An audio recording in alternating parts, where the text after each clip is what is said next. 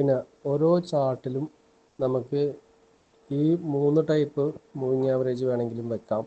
ഇനി ഒരേ ടൈപ്പിൻ്റെ തന്നെ എത്ര എണ്ണം വേണമെങ്കിലും നമുക്ക് സെറ്റ് ചെയ്യാം. അതിനൊന്നും ലിമിറ്റില്ല. സാധാരണഗതിയിൽ നമ്മൾ ഒരു എക്സ്ചേഞ്ചിൻ്റെ സർവീസ് നമ്മൾ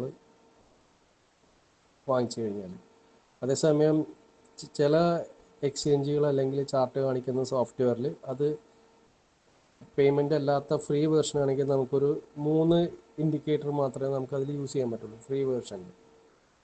അപ്പോൾ ഇവിടെ നമ്മൾ ഈ പ്രധാനമായിട്ടും നമ്മൾ ഉപയോഗിക്കുന്ന 2 മൂവിങ് ആവറേജ് വെച്ചിട്ട് പ്രൈസ് നിശ്ചയിക്കാനും അതിൻ്റെ മൊമെൻറ്റം, അതിൻ്റെ ഡയറക്ഷൻ ഇതെല്ലാം നിശ്ചയിക്കാൻ വേണ്ടി നമ്മൾ പ്രധാനമായിട്ടും ഉപയോഗിക്കുന്നത് 50യുടെ ഒരു മൂവിങ് ആവറേജും അതുപോലെ 200ൻ്റെ ഒരു മൂവിങ് ആവറേജും. ഈ 50 മൂവിങ് ആവറേജ് ഷോർട്ടർ ടൈമും 200 എന്ന് പറയുന്നത് ലോങ്ങർ ടൈമും ആയിട്ട് ബന്ധപ്പെട്ടിരിക്കുന്നു. അപ്പോൾ ഇവിടെ നമ്മൾ മൂവിങ് ആവറേജിന് 3 ടൈപ്പിൽ SMA ആണ് നമ്മൾ ചെയ്യുന്നത്, സിമ്പിൾ മൂവിങ് ആവറേജ്. അപ്പോൾ നമ്മൾ സെറ്റ് ചെയ്യുന്നത് സിമ്പിൾ മൂവിങ് ആവറേജിൻ്റെ 50യും സിമ്പിൾ മൂവിങ് ആവറേജിൻ്റെ 200ഉം. അപ്പോൾ ഇവിടെ ഈ കാണുന്ന ഈ ഗോൾഡൻ ക്രോസ് ഓവർ എന്ന് പറഞ്ഞാൽ ഇപ്പോൾ 50 മൂവിങ് ആവറേജ് താഴത്ത് നിന്ന് വന്ന് മുകളിൽ നിൽക്കുന്ന 200 മൂവിങ് ആവറേജിനെ കട്ട് ചെയ്ത് മുകളിലേക്ക് പോയി കഴിഞ്ഞാൽ അതിനെ ഗോൾഡൻ ക്രോസ് ഓവർ എന്ന് പറയും.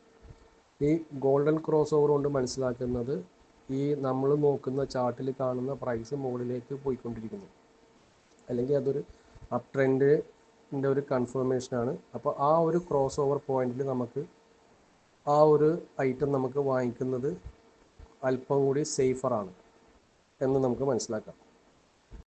അതേപോലെ തന്നെ നേരെ മറിച്ചാണെങ്കിൽ 200 മൂവിങ് ആവറേജ്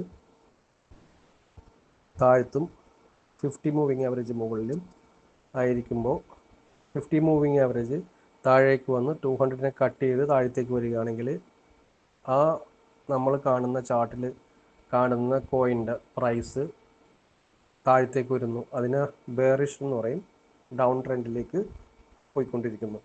അങ്ങനെ ഒരു സ്റ്റേജിൽ നമ്മൾ ഇപ്പോൾ സ്പോട്ടാണ് ബൈ ചെയ്യുന്നതെങ്കിൽ നമ്മൾ അവിടെ അത് എക്സിറ്റ് ആകും. അതേസമയം ഇപ്പോൾ ഫ്യൂച്ചർ ആണെങ്കിൽ നമുക്ക് താഴത്തേക്ക് വരുന്നത് ഇൻഡിക്കേഷനിൽ നമുക്ക് സെല്ല് ചെയ്ത് നമുക്ക് അവിടെ നിന്ന് പ്രോഫിറ്റ് ഉണ്ടാക്കാൻ പറ്റും.